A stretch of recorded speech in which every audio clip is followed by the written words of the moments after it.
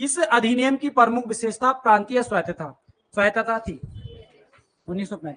बहुत बार question paper में पूछा जाता है, ठीक है, याद रखना है। प्रांतीय स्वायत्तता यानी कि प्रांतों में शासन, स्वतः उसको शासन दिया गया था, ठीक है। पहला दोहरा शासन था, दोहरा शासन को समाप्त करके प्रांतीय स्वायत्तता यहाँ पे लागू की गई थी 1935 में, ठीक है। ये आपको याद रखना है, 1935 वाला अधिनियम, ठीक है। केंद्र में द्वैत शासन कब लागू हुआ? 1919। यहां पर देखो क्या पूछा मैंने, केंद्र में 1935 में क्वेश्चन अगर आएगा कि दोहरी क्या बोल रहा था, प्रांतों में द्वैत शासन कब लागू हुआ?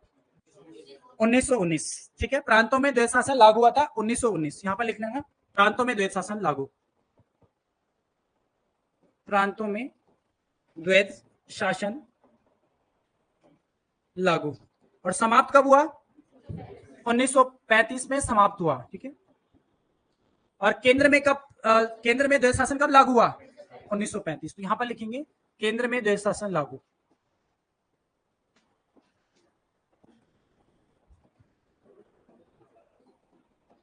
कंफ्यूज नहीं होना है, यहां से क्वेश्चन बनते हैं।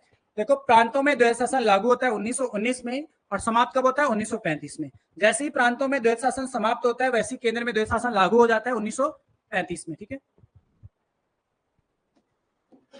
क्वेश्चन नंबर 22, भारत की संविधान सभा की अंतिम बैठक की सही तिथि बताइए। अंतिम बैठक कब हुई थी? आंसर होगा 24 जनवरी 1950। संविधान सभा की अंतिम बैठक 24 जनवरी 1950 को हुई थी। प्रथम कब हुई थी? अगर आएगा प्रथम बैठक, तो प्रथम आपको याद रखना है 9 दिसंबर 1946 को हुई थी, जिसमें अस्थायी अध्यक्ष किसे बनाया गया था? सच्चिदानंद सिन्हा को बनाया गया था, ठीक है।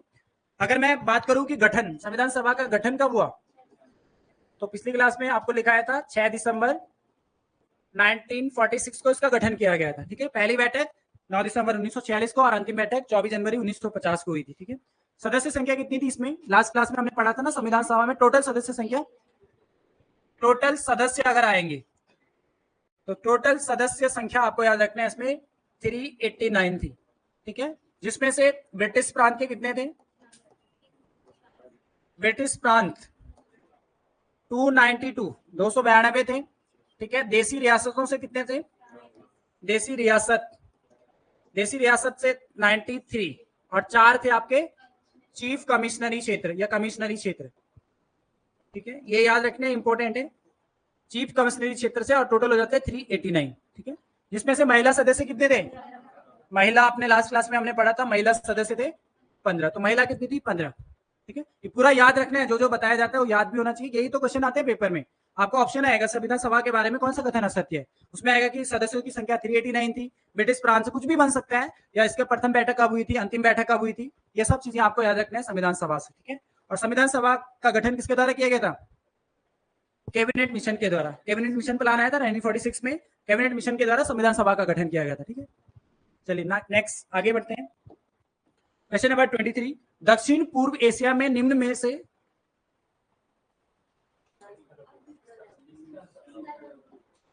दक्षिण पूर्व एशिया में निम्न में स्थल, ये स्थल है, ठीक है। स्थल अवरुद्ध देश है केवल लाओस, इसमें से आंसर होगा बी, लाओस,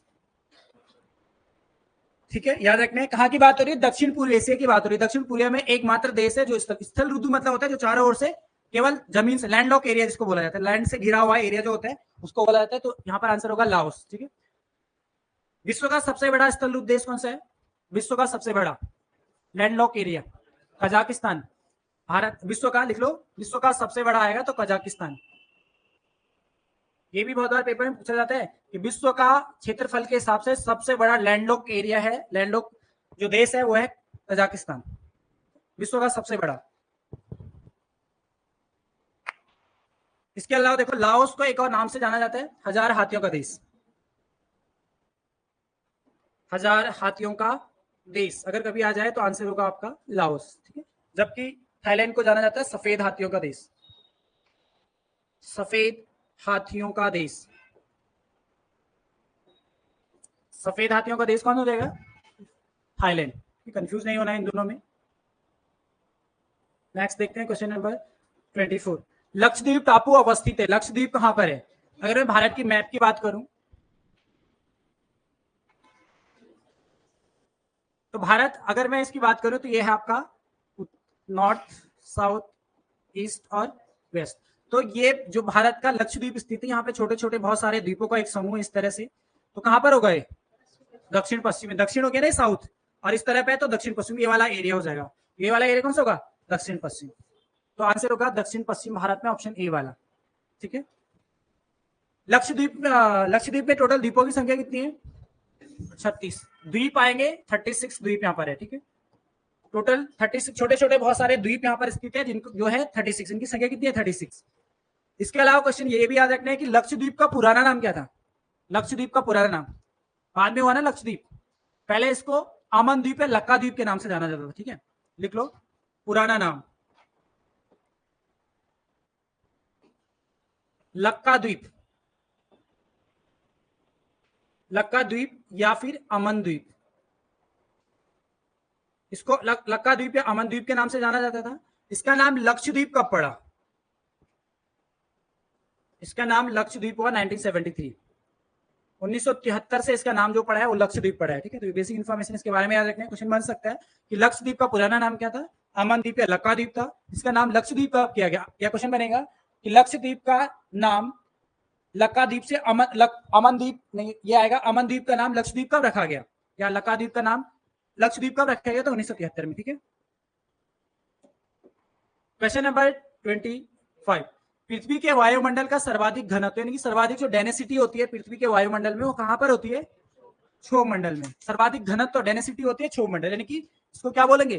ट्रोफोस्फेयर। ठीक है, ट्रोफोस्फेयर, कई बार सीधा इंग्लिश में आ जाता है, ट्रोफोस्फेयर इसको बोलेंगे। ठीक है, जितनी भी मौसम संबंधी जो भी घटनाएं होंगी, बादल का बनना, वर्षा होना, बादल गरजना, सब मौसम संबंधी घटना कहां पर होगी? इसी ट्रोफोस्फेयर में होती है, यानी कि क्षोभ मंडल में होती है। ठीक है, वायुमंडल की किस परत में न्यूनतम टेम्परेचर दर्ज किया जाता है? मध्यमंडल, मीसोस्फेयर में। मीसोस्फेयर में सबसे कम टेम्परेचर, न्यूनतम टेम्परेचर। ठीक है, क्वेश्चन बन सकता है कि सबसे कम तापमान किस मंडल में दर्ज किया जाता है?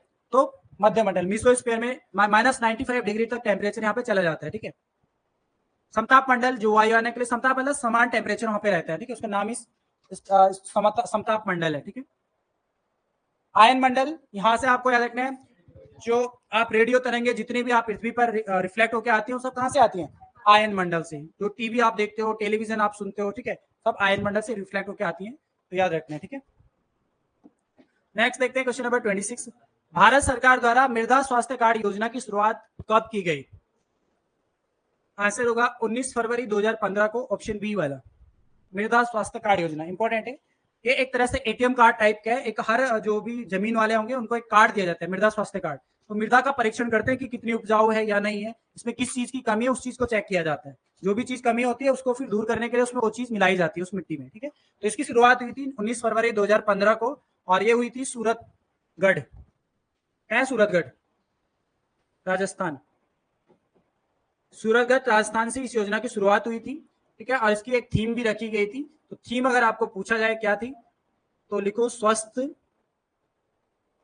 धरा खेत हरा, खेत हरा इसकी थीम थी। ठीक है, स्वस्थ धरा खेत हरा। ठीक है, क्वेश्चन पूछा गया आपको कि भारत सरकार द्वारा मृदा स्वास्थ्य कार्ड योजना की शुरुआत कहां से हुई थी? तो सूरतगढ़ के राजस्थान से। इसकी थीम क्या थी? स्वस्थ धरा खेत हरा, धरा मतलब पृथ्वी। ठीक है, नेक्स्ट क्वेश्चन नंबर 27 है, मुद्रा योजना का लक्ष्य क्या है? ये मुद्रा योजना है, इसका लक्ष्य क्या है?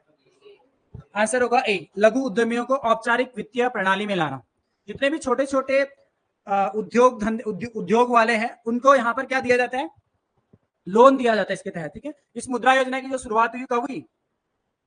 यहाँ पे लिखो 8 अप्रैल 2015, इंपॉर्टेंट है, पूछा गया पेपर में मुद्रा योजना। ठीक है, तो याद रखेंगे 8 अप्रैल 2015 को इस योजना की शुरुआत हुई। ठीक है, इस योजना के तहत 3 प्रकार का लोन 3 श्रेणियों में दिया जाता है। लोन जो दिया जाता है, लोन 3 श्रेणियों में दिया जाता है। ठीक है, अब 3 श्रेणियां कौन कौन सी है? सबसे पहले शिशु लोन। शिशु लोन, इस शिशु लोन के अंतर्गत 50,000 रुपए तक का लोन दिया जाता है। दूसरा आता है आपका किशोर लोन। ठीक है, इस किशोर लोन के अंतर्गत आपको याद रखना है 50,000 से 50,000 से 5 लाख तक का लोन दिया जाता है। और यहां पर आता है आपका तरुण लोन। तरुण लोन, ठीक है, इस तरुण लोन के अंतर्गत आता है आपका 5 लाख से 10 लाख। ये चल नहीं रहा है क्या? एसी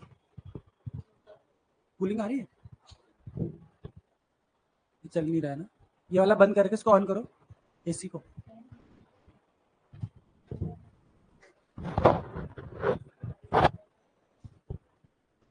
वो बंद कर रखा था ना, ये भी नहीं चल रहा शायद से।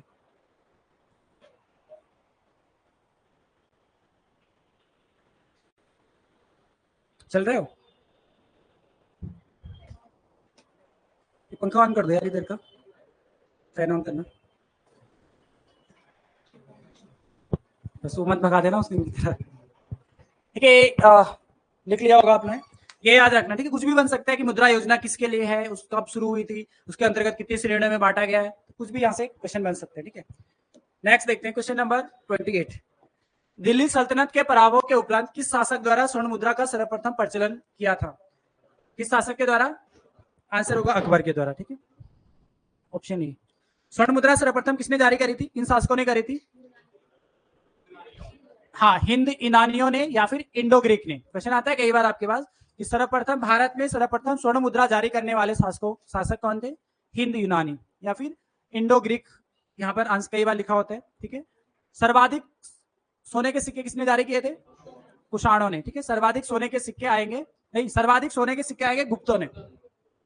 सर्वाधिक सोने के सिक्के गुप्त शासकों ने जारी किए थे। और शुद्ध सोने के सिक्के आएंगे तो शुद्ध सोने के तो आएगा, आंसर होगा कुषाण, ठीक है। ये याद रखना है, सबसे पहले हिंद यूनानियों ने जारी किए थे, सर्वाधिक गुप्तों ने और सर्वाधिक शुद्ध कुषाणों ने, ठीक है। नेक्स्ट देखते हैं क्वेश्चन नंबर 29। विजयनगर साम्राज्य में आय का सबसे बड़ा स्रोत क्या था? आंसर होगा भू राजस्व था, ठीक है। विजयनगर साम्राज्य में आय का सबसे बड़ा स्रोत भू राजस्व था, जिसको किस नाम से जानते थे? किस नाम से जानते थे इसको? शिष्ट के नाम से, ठीक है। विजयनगर क्वेश्चन बनाया हुआ है ये, विजयनगर साम्राज्य में शिष्ट क्या था? तो शिष्ट एक प्रकार का भू राजस्व था, ठीक है, इसी को शिष्ट के नाम से जाना जाता था, ठीक है। Next question number 30। निम्न पर विचार कर एवं सही उत्तर का चयन करें। सिंधु घाटी सभ्यता जानी जाती है, देखो सिंधु घाटी सभ्यता अपने नगर नियोजन के लिए जानी जाती है, ये तो आपको सबको पता ही होगा कि शहरी जो इसने नगर नियोजन, इसका बहुत अच्छा वेल प्लान था, ठीक है। तो अपने नगर नियोजन के लिए जाना जाता है। मोहनजोदड़ो हड़प्पा के लिए जाना जाता है, क्योंकि सिंधु घाटी सभ्यता ही जो थी सबसे पुरानी सभ्यता है, और इसी में हमें मिलता है किसके? मोहनजोदड़ो हड़प्पा सभ्यता की जानकारी हमें मिली थी, तो ये भी सही है। अपने कृषि संबंधी कार्य के लिए जाना जाता है, तो सर्वप्रथम कृषि की शुरुआत हो गई थी आपकी सिंधु घाटी सभ्यता में। यहाँ से कुछ साक्ष्य भी हमें मिले थे, चावल के साक्ष्य, जौ के साक्ष्य, इस तरह के साक्ष्य यहाँ से प्राप्त हुए थे, तो ये भी सही है। और फोर्थ है अपने उद्योग के लिए, ये भी सही है, तो सभी इसमें सही हो जाएंगे, क्योंकि उद्योग आपने पढ़े होंगे, मन के बनाने के कारखाने, ईंट के जो भी कारखाने मिले हैं, सब कहां से मिले हैं? ये मिले हैं हमें हड़प्पा सभ्यता से, तो इसलिए आंसर होगा डी, उपयुक्त सभी कथन सही है।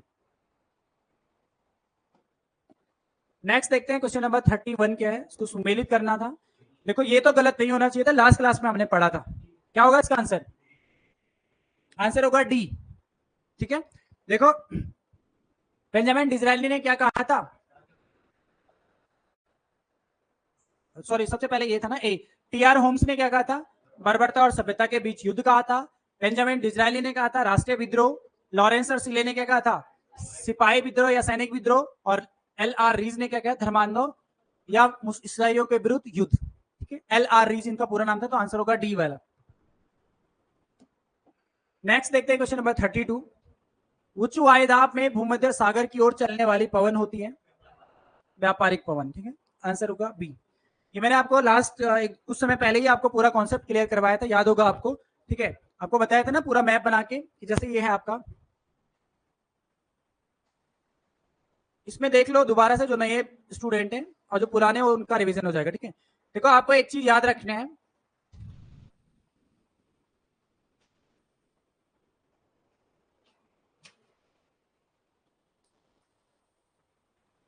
ये वाला जो क्षेत्र होता है इसको बीच वाला जो क्षेत्र होता है इसको विश्वत रेखा कहा जाता है, ठीक है। इसको क्या बोलेंगे? इसका नाम है विश्वतीय निम्न वायुदाब क्षेत्र।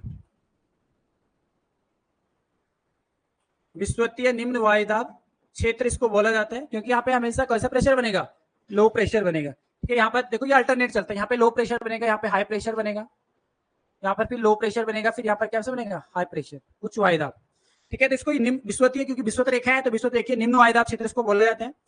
थोड़ा सा ऊपर जाएंगे तो इसको बोला जाता है उपोषण उच्च, कैसा दाब है यहाँ पे, उच्च वायुदाब क्षेत्र। ये कैसा हो जाएगा, उपोषण उच्च वायुदाब क्षेत्र हो जाएगा ये वाला क्षेत्र। ठीक है, उसके बाद ये वाला जो क्षेत्र है इसको, ये ध्रुव से लगा हुआ है तो इसको उपध्रुवीय बोला जाता है। ठीक है, उपध्रुवीय। और कैसा क्षेत्र है यहाँ पे, निम्न, उपध्रुवीय निम्न वायुदाब क्षेत्र बन जाएगा यहाँ पे। ठीक है, और ये वाला यहाँ पर हाई प्रेशर है तो इसको ध्रुवीय, ये ध्रुव है। ध्रुव में हमेशा याद रखना यहाँ पे हाई प्रेशर बनता है, क्योंकि सबसे ठंडा स्थान जो होता है वो ध्रुव होता है, सबसे ठंडे स्थान होते हैं हमेशा यहाँ पे ठंडा ही रहता है, बर्फ पड़ी रहती है। ठीक है, तो बर्फ पड़ी रहती है तो हवा गर्म ना होकर ठंडी ही रहती है, वहां पर ऊपर नहीं उठ पाती, इसलिए यहाँ पे प्रेशर कैसे बनेगा, हाई प्रेशर बनेगा। ठीक है, इतना अगर आपको पता है तो आपको एक चीज हमेशा कॉन्सेप्ट याद रखना है, high pressure to low pressure वाला। हवा जो भी गति करेगी वायु, वो कैसी करती है, high pressure to low pressure करती है। इतना आपको क्लियर रहेगा तो आप यहाँ पे आसानी से कर सकते हो। आपने पवनें पढ़ी है, 3 प्रकार की पवनें होती है, जो स्थानीय पवन होती है। सबसे पहले व्यापारिक पवन, दूसरे नंबर पे आती पछुआ पवन, और तीसरी हो जाएगी आपकी ध्रुवीय पवन। अब समझ लो इसको ध्यान से, क्वेश्चन आएगा तो गलत नहीं होना चाहिए। ठीक है, इतना आपको बता दिया कि हवा हमेशा high pressure to low pressure चलेगी। ठीक है, यहाँ पर क्या होता है, ये उपोषण उच्च वायुदाब क्षेत्र है, हवा हमेशा high pressure to low pressure चलेगी, यानी कि ऊपर से नीचे की ओर चलेगी। तो क्वेश्चन बनता है, उपोषण उच्च वायुदाब से विस्तृत रेखीय निम्न वायुदाब की तरफ चलने वाली पवन को क्या कहते हैं, तो इसी को कहते हैं व्यापारिक पवन। इसको क्या कहेंगे, व्यापारिक। कहां से, उपोषण उच्च वायुदाब से विस्तृत रेखीय निम्न वायुदाब की तरफ चलने वाली पवन को व्यापारिक पवन कहते हैं। अब यहाँ पर, यहाँ नीचे की नहीं बल्कि यहाँ से ऊपर की ओर चलेंगे, यहाँ पे हाई प्रेशर है फिर ऊपर की ओर चलेंगे। तो क्वेश्चन बनेगा, उपोषण उच्च वायुदाब से उपध्रुवीय निम्न वायुदाब की तरफ चलने वाली पवन को क्या कहेंगे, पछुआ पवन। उपोषण उच्च वायुदाब से उपध्रुवीय निम्न वायुदाब की तरफ चलने वाली पवन को क्या कहेंगे, पछुआ पवन। ठीक है, समझ में आ रहा है ना, क्लियर होना चाहिए, क्वेश्चन गलत नहीं होना चाहिए। ठीक है, high pressure to low pressure चल रही, फिर यहाँ पे लो प्रेशर है तो हाई प्रेशर, तो यहाँ से नीचे की ओर चलेंगी हवाएं।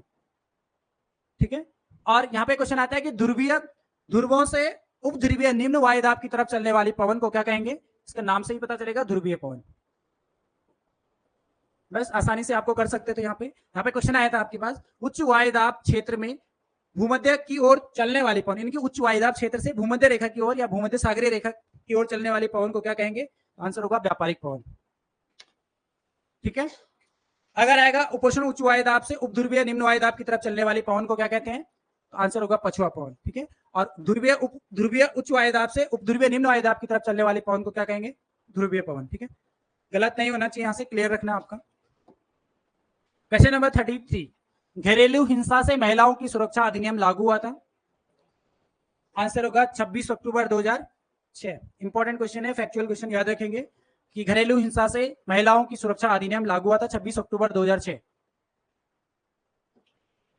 नेक्स्ट क्वेश्चन नंबर 34 है, खंड और जिला पंचायतों की सीमा में परिवर्तन की अधिसूचना कौन जारी करते हैं, राज्यपाल। राज्य की बात हो रही है तो राज्यपाल करेगा, आंसर होगा ए। ठीक है,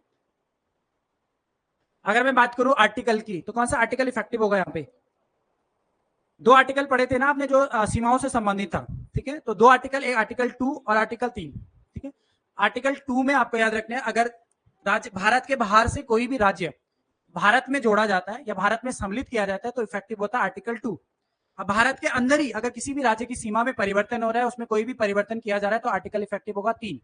ठीक है, समझ गए आप लोग, क्वेश्चन को ध्यान से समझना है। भारत के बाहर से, जैसे कोई भी, जैसे भारत का बाहर, जैसे मणिपुर, जैसे मिजोरम, जो आपका वर्मा वाला क्षेत्र था, क्या बोलते इसको, म्यांमार, भारत से अलग हुआ था, किस आर्टिकल, कौन सा आर्टिकल इफेक्ट हुआ होगा, 2nd।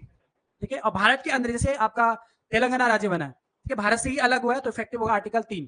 इन दोनों में कंफ्यूजन क्रिएट जरूर होता है, लेकिन ध्यान रखना है भारत के अंदर ही होगा तो आर्टिकल 3 इफेक्टिव होगा, भारत के बाहर से अगर कोई राज्य मिलाया जाता है तो आर्टिकल 2 इफेक्टिव होता है। ठीक है, क्वेश्चन नंबर 35 है, सबसे अधिक समय तक भारत का वायसराय कौन था, इनमें से आंसर होगा लॉर्ड कर्जन। तो लॉर्ड कर्जन का जो शासनकाल था वो 1899 से लेकर 1905 तक था। ठीक है, लॉर्ड डफरिन का अगर मैं बात करूं तो 1800 1884 से 1888 तक इनका कार्यकाल था।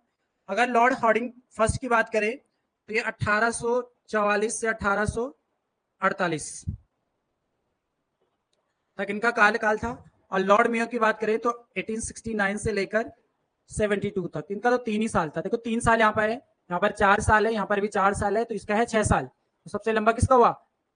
लॉर्ड कर्जन का कार्यकाल हुआ। ठीक है, आंसर होगा ए वाला। ठीक है, देखो ये वाला जो आपका वायसराय और गवर्नर जनरल है, इनका कार्यकाल आपको याद होना चाहिए। यहाँ से बहुत क्वेश्चन आते हैं आपके पास कि किसके कार्यकाल में कौन सी घटना हुई। जैसे इरविन वाला बहुत बार पेपर में बनता है, गोलमेज सम्मेलन किसके काल में हुआ था। अगर आपको शासन याद है कि कब से कब तक इन्होंने, कब से कब तक गवर्नर जनरल रहे, तो आप आसानी से उनको कर सकते हैं। अगर अभी भी आपको नहीं है तो आपका जो स्टडी रूम है वहां पर आप एक टेबल बना दो और चिपका दो उसको। डेली आपकी नजर पड़ेगी तो 5 मिनट भी आप डेली अगर उसको देखेंगे आसानी से याद हो जाएगा। ठीक है, तरीका यही होता है याद करने का, तो आपको याद होने चाहिए। ठीक है, नेक्स्ट क्वेश्चन नंबर 36 है, निम्नलिखित में से पृथ्वी से किस खगोलीय पिंड की दूरी सबसे अधिक है? किसकी होगी? वरुण की। ठीक है, वरुण, इसी को क्या बोलते हैं? नेपच्यून। याद रखना है, कई बार इंग्लिश में दे देते हैं तो नेपच्यून इसको बोलेंगे। ठीक है, वरुण होता है यूरेनस। ठीक है, यूरेनस। तो आपको पता है जब हम उसको पढ़ते हैं कि सबसे दूरी के क्रम में, सूर्य के दूरी के क्रम में, तो पृथ्वी कौन से नंबर का घर है? पृथ्वी कौन से नंबर पे आता है? तीसरे नंबर पे आता है ना पृथ्वी। तो वरुण तो बहुत ज्यादा दूर हो जाएगा ना, तो सबसे दूर कौन सा होगा? वरुण होगा, सबसे लास्ट में है वरुण। ठीक है, आंसर होगा सी। क्वेश्चन नंबर 37 है, भारत की जलवायु पर निम्नलिखित में से किसका प्रभाव नहीं पड़ता है? गल्फ स्ट्रीम जलधारा का प्रभाव नहीं पड़ेगा। आपको पता है गल्फ स्ट्रीम जलधारा अटलांटिक महासागर की जलधारा है, तो अटलांटिक से तो इसका कोई रिलेशन ही नहीं है, उत्तरी अटलांटिक महासागर की जलधारा है। ठीक है, तो गल्फ स्ट्रीम ये नहीं होगा, बाकी सभी होगा। भूमध्य रेखा का अस्तित्व है, हिंद महासागर का अस्तित्व है, और मानसून से संबंधित जो भी इसका प्रभाव जलवायु पे पड़ता है। ठीक है, नेक्स्ट क्वेश्चन नंबर 38 है, तटीय क्षेत्रों के निकट डॉट डॉट के कारण रात के समय में भूमि पर तापमान कम होता है? स्थलीय समीर के कारण। ठीक है, देखो स्थलीय समीर हमेशा रात के समय चलती है और समुद्री समीर हमेशा दिन के समय चलती है। ठीक है, सारा कॉन्सेप्ट आपको समझा रखा है मैंने आपको, क्योंकि रात के समय में जो स्थल वाला भाग है वो ठंडा हो जाता है। ठीक है, जब स्थल वाला भाग ठंडा हो जाता है तो हवा ठंडा होने के कारण यहाँ पे क्या होता है? उच्च वायुदाब बनेगा। ठीक है, ठंडे प्रदेशों में उच्च वायुदाब बनेगा, और समुद्र में क्या होगा? दिन भर धूप की रोशनी पड़ेगी, समुद्र इवनिंग तक गर्म हो जाते हैं, तो वहां पे निम्न वायुदाब क्षेत्र बनेगा। तो हवा हमेशा high pressure to low pressure चलती है, यानी कि रात के समय, दिन के समय हवा समुद्र की ओर से चलेंगी और रात के समय हवा स्थल मंडल की ओर से चलेगी। ठीक है, क्वेश्चन नंबर 39, भारत के उपराष्ट्रपति का चुनाव किया जाता है संसद के सदस्यों के द्वारा। ठीक है, आंसर होगा ए। आर्टिकल आपने पढ़ा होगा 66 का फर्स्ट, इसमें साफ साफ लिखा हुआ है कि भारत के उपराष्ट्रपति का जो चुनाव किया जाता है संसद के सभी सदस्यों के द्वारा किया जाता है। ठीक है, वो भी एकल संक्रमणीय मत प्रणाली के अंतर्गत इसका चुनाव किया जाता है। आंसर होगा ए वाला। ठीक है, क्वेश्चन नंबर 40, निम्नलिखित में से असत्य कथन है। इसमें इसके शायद 2 आंसर थे, बी और सी। देखो इसमें क्या था, अनुच्छेद 325 नहीं बल्कि 326 में मतदाता की न्यूनतम आयु 18 वर्ष निर्धारित की गई है, ये वाला मिस्टेक था। अब ये वाला पुराने क्वेश्चन थे क्योंकि इनका अब जो उम्मीदवार का जो चुनाव में जो खर्चा किया जाता है, व्यय किया जाता है, वो बढ़ चुका है उसका। ठीक है, तो यहाँ पे आपको याद रखना, इसमें लिख लो क्योंकि लोकसभा चुनाव अभी हो रहे हैं तो पूछा जा सकता है। यहाँ पे 95 लाख हो गया। ठीक है, एक लोकसभा उम्मीदवार चुनाव में कितना खर्चा कर सकता है? 95 लाख, और यहाँ पर 40 लाख।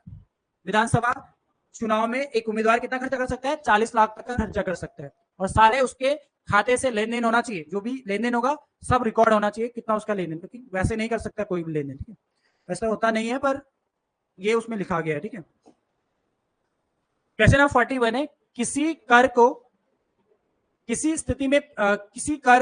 स्थिति में प्रगतिगामी यानी कि रिग्रेसिव कहा जाता है? रिग्रेसिव टैक्स क्या होता है? इसका आंसर होगा सी, अमीरों की तुलना में गरीबों पर अधिक भार पड़ना। ठीक है, इसको रिग्रेसिव टैक्स कहा जाता है, पेपर में पूछा गया आपका पीसीएस वाले में। ठीक है, देखो होता क्या है, इसमें अमीरों की तुलना में गरीबों पे अधिक भार इसलिए पड़ता है कि अमीर हो चाहे गरीब हो, चाहे आय ज्यादा है चाहे कम है, सब पे बराबर टैक्स लगता है इसमें। ठीक है, तो बराबर टैक्स लगेगा तो किस पे भार ज्यादा पड़ेगा? देखो अमीर के पास तो पैसा होगा ही, उस पर तो कोई इतना भार नहीं पड़ेगा, तो इफेक्टिव सबसे ज्यादा प्रभावित होगा गरीब, क्योंकि गरीब पे ज्यादा भार पड़ेगा। एक होता है प्रगतिगामी, एक होता है प्रगतिशील कर, ठीक है, प्रोग्रेसिव टैक्स। तो इसमें आप लिख सकते हो उसको, ठीक है, ऑप्शन बी में लिख सकते हो प्रगतिशील टैक्स या कि कर। प्रोग्रेसिव टैक्स इसको बोला जाता है जब अमीर की तुलना में गरीबों पर कम भार पड़ता है। ऐसा है इसमें क्योंकि इसमें जिसकी जितनी आय होगी उस पर उतना ज्यादा टैक्स लगता है और जितनी कम आय होगी उसमें उतना कम टैक्स लगता है। तो यहाँ पे अमीरों की तुलना में गरीबों पर कम भार पड़ेगा क्योंकि उनकी आय कम है तो कम भार पड़ेगा, अमीरों की ज्यादा होती है तो ज्यादा भार पड़ेगा। तो प्रोग्रेसिव टैक्स का जस्ट उल्टा होता है, ठीक है, प्रगतिशील, सॉरी, तो प्रोग्रेसिव उसी को बोलते हैं, प्रगतिशील बोले या प्रोग्रेसिव टैक्स बोले एक ही बात है, ठीक है, इंग्लिश में प्रोग्रेसिव टैक्स बोलते हैं। क्वेश्चन नंबर 42, निर्धनता का दुष्चक्र की अवधारणा किससे संबंधित है? आंसर होगा नक्शे से, ठीक है, answer C, sorry B. Question याद रखना है, निर्धनता का दुष्चक्र सिद्धांत दिया है नक्शे ने। क्वेश्चन नंबर 43, मदरबोर्ड पर सीपीयू तथा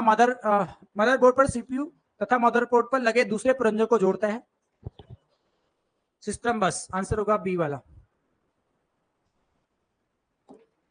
नेक्स्ट क्वेश्चन नंबर 44 है, एक हार्डवेयर डिवाइस जो डाटा को अर्थपूर्ण इंफॉर्मेशन में परिवर्तित करता है उसे क्या कहते हैं? उसे कहते हैं प्रोसेसर। अर्थपूर्ण इंफॉर्मेशन में प्रोसेसर, प्रोसेस करना। आंसर होगा ए। कौन सा? एक हार्डवेयर डिवाइस जो डाटा को अर्थपूर्ण इंफॉर्मेशन में परिवर्तित करता है उसे क्या कहते हैं? प्रोसेसर तो कहेंगे। क्या बोले आप? हार्डवेयर नहीं होना चाहिए था? डिवाइसेस तो सारे हार्डवेयर ही होती है ना, जो भी उसमें डिवाइसेस लगी होती है, वो जो डिवाइसेस होती हैं वो डिवाइसेस अर्थपूर्ण इंफॉर्मेशन में परिवर्तित करता है, उसको प्रोसेसर कहा जाता है। देखो आप ये समझ रहे होगे नहीं कि तो सॉफ्टवेयर होना चाहिए, प्रोसेसर क्या एक सॉफ्टवेयर, ऐसा नहीं है। हार्ड जो भी डिवाइसेस होती है ना, जिसमें डिवाइसेस ऐड होती हैं, वो सब क्या होती है? हार्डवेयर क्या होता है जिसको हम छू सकते हैं, सॉफ्टवेयर होता है जिसे हम छू नहीं सकते हैं। तो हार्डवेयर डिवाइसेस तो होगी वो जो उसमें ऐड होती है, उसको अर्थपूर्ण इंफॉर्मेशन में परिवर्तित करता है, तो उसको प्रोसेसर कहते हैं। क्वेश्चन नंबर 45, एक ऐसा डिवाइस जो कंप्यूटर से कनेक्टेड होता है लेकिन कोर कंप्यूटर, जो मेन कंप्यूटर होता है, कोर कंप्यूटर आर्किटेक्चर का भाग नहीं है, क्या कहलाता है? उसे बोलते हैं पेरिफेरल डिवाइसेस, ठीक है। पेरिफेरल डिवाइसेस जो बाहर से आप ऐड करते हैं, जैसे आपका माउस तो उसका पार्ट होता है, माउस भी ऐड समझ सकते हो, जैसे पेन ड्राइव लगाते हो, स्पीकर ऐड कर लेते हो, ब्लूटूथ ऐड कर लेते हो, तो वो सब क्या होगा? पेरिफेरल डिवाइसेस होंगी, ठीक है, आंसर होगा सी। क्वेश्चन नंबर 46, निम्नलिखित युग्मों में से कौन सा युग्म सही सुमेलित नहीं है? इसमें आंसर होगा सी, वीर चक्र जो है तीसरा होना चाहिए, ठीक है, तीसरा सर्वोच्च सम्मान है। वीर चक्र, परमवीर चक्र, ठीक है, ये सब किस में आते हैं? तीसरे में आते हैं, ठीक है। दूसरा जो चक्र, दूसरा तो ये है महावीर चक्र, ठीक है, तो बी सी आंसर है इसका सही।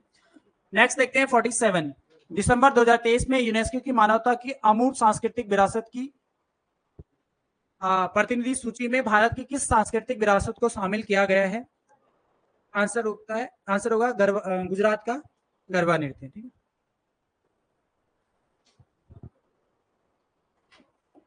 नेक्स्ट क्वेश्चन नंबर 48 है, पीएम मोदी ने किस शहर में दुनिया के सबसे लंबे रेलवे प्लेटफॉर्म का उद्घाटन किया है? आंसर होगा हुबली, धारवाड़, ऑप्शन डी वाला। 49 है, हाल ही में किस देश से संबंधित लेखक जॉर्जी गास्पोडेनो ने इंटरनेशनल बुकर प्राइज 2023 जीता है? तो बुल्गारिया के हैं। इनकी एक पुस्तक थी, उसका नाम था टाइम सेल्टर। पुस्तक का नाम है टाइम सेल्टर, ठीक है, टाइम सेल्टर। क्वेश्चन 50 है, ये क्या लिखा है इसमें? एनसीईआरटी होगा।